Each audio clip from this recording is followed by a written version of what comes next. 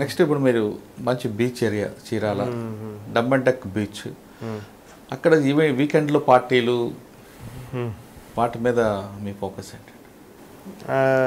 మాకు చిరాలలో beach area ఉంది, దాని తర్వాత బాపట్లలో సూర్యలంక బీచ్ ఏరియా ఉంది. సో అక్కడ బాగా హోటల్స్ కూడా ఉన్నాయి. సూర్యలంక బీచ్ కన్నా డమ్ అండ్ డక్ దగ్గర ఎక్కువగా ఓడరేవో అంటారు. వాడరు.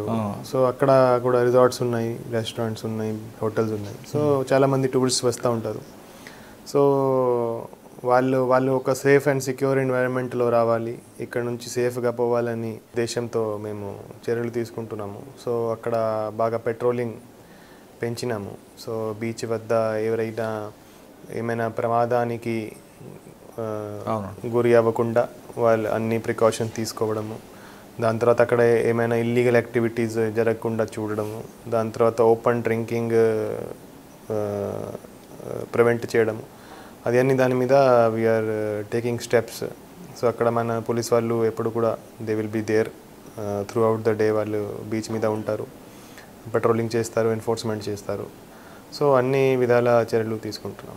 ఓకే, వాటితో పాటు వేటపాలెం అనగానే చాలామందికి జీడిపప్పు ఒకటే తెలుసు, కానీ ఆ జీడి వెనక ఒక దళారుల వ్యవస్థ ఉంటుంది. దాని మీద మీరు ఏమైనా మీ కంప్లైంట్లు వచ్చాయా? దాని మీద మీరు ఏమైనా ఫోకస్ చేస్తున్నారు? కాజు, అవును, దాని వెనక ఒక మొత్తం దళారీ బ్రోకరేజ్ ఉంటారండి. అవునా? అది నా ఇంకా మీ నోటి దాని మీద మీరు ఫోకస్ చేసి చాలా ఆర్గనైజ్డ్ క్రైమ్ జరుగుతుంటుంది. ఇప్పుడు కూడా ఉందా? ఇప్పటికీ ఉంటుంది వేటపాలెం ఆ ప్రాంతాల్లో. ఇక మనం వాటి మీదతో పాటు కొన్ని ప్రాంతాల్లో ఎస్సీ ఎస్టీ కేసులు ఎక్కువ అవుతుంటాయి. నిజంగా ఎస్టీ ఎస్టీ వాళ్ళు బాధపడే వాళ్ళు చాలా తక్కువ మంది ఉంటే ఆ ముసుగులో చాలామంది బ్లాక్మెయిల్ చేస్తారు. అటువంటి కేసులు ఏమైనా మీరు ఐడెంటిఫై చేస్తారా? వాళ్ళల్లో మార్పు తేయడానికి ఏమైనా మీరు ప్రయత్నం చేస్తున్నారు? సో ఈ ఎస్సీ ఎస్టీ కేసెస్ సంబంధించి అంటే నార్మల్గా వాట్ ఐ హ్యావ్ అబ్జర్వ్డ్, మీరు చెప్పింది కొంతవరకు కరెక్ట్. దట్ కొంతమంది యాక్చువల్గా జెన్యున్ విక్టిమ్స్ ఉంటారు, వాళ్ళ మీద యాక్చువల్గా అట్రోసిటీ జరుగుతుంది. కొంతమంది దాన్ని అడ్వాంటేజ్ తీసుకొని ఆ యాక్ట్ను మిస్యూజ్ చేసేదానికి కూడా ట్రై చేస్తారు. సో అట్లాంటి కేసెస్ కూడా వస్తాయి. So whenever these sort of cases come, so they are investigated properly and దాన్ని రెఫర్ చేయడము లేకపోతే ఫాల్స్ రెఫర్ చేయడం అది జరుగుతూ ఉంది. So it's a continuous process, ఎప్పుడు కూడా ఇది నడుస్తూ ఉంటుంది. సో కొన్ని ట్రూ కేసెస్ ఉంటాయి, కొన్ని ఫాల్స్ కేసెస్ ఉంటాయి. So we ensure that investigation is done fairly and completed in a expeditious manner. So త్వరగా ఇన్వెస్టిగేషన్ కంప్లీట్ చేసి ఛార్జ్ షీట్ ఫైల్ చేసి న్యాయం చేసేదానికి వీఆర్ ట్రైంగ్. ఓకే, ఫస్ట్ జిల్లాలో ఫస్ట్ పోస్టింగ్ తీసుకున్న వకుల్ జిందాల్ గారు బాపట్ల మెయిన్ రోడ్డు మీద బ్లాక్ స్పాట్స్ ఐడెంటిఫై చేసి దానికి ఒక బోర్డులు కూడా పెట్టడం, పబ్లిక్లో ట్రాఫిక్ అవేర్నెస్ మీద ఎక్కువగా ఫోకస్ చేయడం వెనక కారణమైన ఉందా? మనము నార్మల్ క్రైమ్లో ఎంతమంది ప్రతి సంవత్సరం చనిపోతారు, ఎంతమంది ఇంజర్ అవుతారు, రోడ్ యాక్సిడెంట్స్లో దానికంటే మెనీ టైమ్స్ మోర్ ప్రతి సంవత్సరం చనిపోతారు, ప్రతి సంవత్సరం ఇంజర్ అవుతారు. సో బాపట్ల జిల్లాలో మాత్రం చూస్తే లాస్ట్ ఇయర్ అరౌండ్ 240 పీపుల్ చనిపోవడం జరిగింది రోడ్ యాక్సిడెంట్స్లో. మర్డర్ కన్నా అదే ఎక్కువ ఉంది. సో మన దేశంలో అన్ని చోట్ల ఇదే statistics. So even murder and all కంటే కూడా బాగా ఎక్కువ డెత్స్ అండ్ ఇంజరీస్ దీనివల్ల నేచురల్ డెత్ కన్నా ఎక్కువ అవే కనిపిస్తున్నాయి. సో మనము ఇట్లాంటి కొంత రోడ్ అవేర్నెస్ చేస్తే, ట్రాఫిక్ రూల్స్ పాటిస్తే, రోడ్స్ మీద కొంత చిన్న చిన్న మెజర్స్ తీసుకుంటే మనం ఈజీగా 20 to 25% మనం యాక్సిడెంట్స్ తగ్గించవచ్చు. సో 20-25% యాక్సిడెంట్స్ అవుట్ ఆఫ్ 240 లెటర్సే ఒక 1/3 మనం తగ్గిస్తే 80 లైవ్స్ మనం ప్రతి సంవత్సరం సేవ్ చేయవచ్చు. సో అందుకని ఈ యాక్సిడెంట్స్ మీద ఫోకస్ పెట్టడం జరుగుతుంది.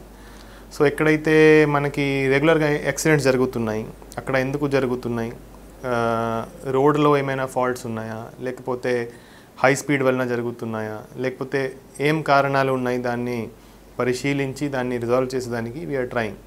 సో బ్లాక్ స్పాట్స్ కొన్ని ఐడెంటిఫై చేయడం జరిగింది నేషనల్ హైవేస్ మీద, స్టేట్ హైవేస్ మీద. సో అక్కడ రోడ్ డిజైన్ మనం ఎలా ఇంప్రూవ్ చేయవచ్చు, ఏమైనా బ్యారికేడ్స్ పెట్టాలా, ఏమైనా స్పీడ్ బ్రేకర్స్ పెట్టాలా, లేకపోతే ఏమైనా జిగ్జాగ్ శాండ్ డ్రమ్స్ పెట్టాలా, లైట్స్ పెట్టాలా. సో అది మెజర్స్ మేము తీసుకుంటున్నాము. So we're hoping that we will be able to reduce the number of deaths and injuries that are occurring every year through this. Bapatla టౌన్లో Bapatla engineering college కానీ ఆచార్య NG Rangayya agriculture university అంటే ఈ 2 కాలేజీలతో పాటు youth ఎక్కువగా తిరుగుతున్నారు. నేను ప్రస్తుతం దారిలో కూడా బ్లాక్ స్పాట్ చూసా, మంచిదే. కానీ దాని నుంచి ఇన్పుట్స్ ఏమైనా వస్తున్నాయంటారా? అంటే ఒక బ్లాక్ స్పాట్ కనిపించారు, బ్లాక్ స్పాట్ అని బోర్డు పెట్టారు, కానీ దానికి రెమెడీ కూడా ఏమైనా చూపిస్తున్నారు? అది సో ఇప్పుడు బ్లాక్ స్పాట్ బోర్డు పెట్టాము దట్ ఈ ప్రాంతంలో యాక్సిడెంట్స్ తరచుగా జరుగుతున్నాయి, సో బీ అలర్ట్. దాని తర్వాత ఎక్కడైతే జరుగుతున్నాయో అక్కడ ఎందుకు జరుగుతున్నాయి అంటే నార్మల్గా ఏముంటుంది, నేషనల్ హైవే ఉంటుంది, నేషనల్ హైవేలో ఏదో విలేజ్ రోడ్ వచ్చి జాయిన్ అవుతుంది. సో ఆ విలేజ్ రోడ్ జాయిన్ అయితే కొంతమంది డైరెక్ట్గా నేషనల్ హైవేలో హై స్పీడ్ మీద వెహికల్స్ పోతూ ఉంటాయి. సో విలేజ్ రోడ్ సడన్గా ఒకరు వస్తున్న వెహికల్తో క్రాష్ అవుతారు.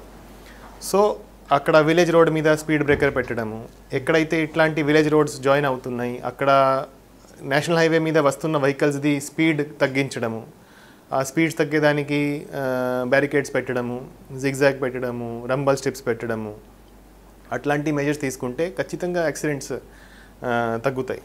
సార్ మీరు చెప్తున్నట్టు నేషనల్ హైవే మీద village road rink road join అవుతున్న టైంలో కొంతమంది అవగాహన లేక లేదా తెలిసి ఇక్కడ ఏం జరగదు అనే ఒక నమ్మకంతో రాంగ్ రూట్లో వస్తుంటారు. వాళ్ళు ఆ రాంగ్ రూట్లో రావడం వల్ల వాళ్ళకి ఇబ్బంది, హై స్పీడ్లో వస్తున్న వెహికల్ వాళ్ళకి ఇబ్బంది అవుతుంటాయి. ఆ రాంగ్ రూట్లో వచ్చే అటువంటి వ్యక్తుల మీద వాళ్ళకి అవగాహన కల్పించడానికి ఏం చేయబోతున్నారు? సో ఒకటి వాళ్ళకి అవేర్నెస్, మేము విలేజ్ వెళ్ళి అందరూ కూడా హెల్మెట్ ధరించాలి, అందరూ కూడా ప్రాపర్ బండికి డాక్యుమెంట్స్ ఉండాలి, సీట్ బెల్ట్స్ వాడాలి, రాంగ్ సైడ్ వెళ్ళకూడదు, ఎక్కువ స్పీడ్ మీద వెళ్ళకూడదు, అది అవగాహన చేస్తున్నాము. దాంతోపాటు ఎన్ఫోర్స్మెంట్ కూడా చేస్తున్నాము. ఎవరైనా ఇట్లాంటి ట్రాఫిక్ రూల్స్ ఉల్లంఘిస్తే వాళ్ళ మీద చలాన్ ఫైల్ చేయడము, డ్రంక్ అండ్ డ్రైవ్ మీద కేసెస్ పెడుతున్నాము. సో డ్రంక్ అండ్ డ్రైవ్లో కన్విక్షన్ వచ్చేలాగా, జైల్ టర్మ్ వచ్చేలాగా కూడా చూస్తున్నాము. సో దట్ ఒక భయం రావాలి, ఒక డెటరెన్స్ రావాలి. ఒక సైడ్ ఎన్ఫోర్స్మెంట్, ఒక సైడ్ ఎడ్యుకేషన్, దాంతోపాటు ఏదైతే రోడ్ డిజైన్, రోడ్ ఇంజనీరింగ్ ఉంది దాని మీద కూడా చేస్తున్నాము ఫోకస్. ఓకే. సో ఈ 3 కలిపి మాకు మంచి రిజల్ట్స్ వస్తాయని నమ్మకం ఉంది.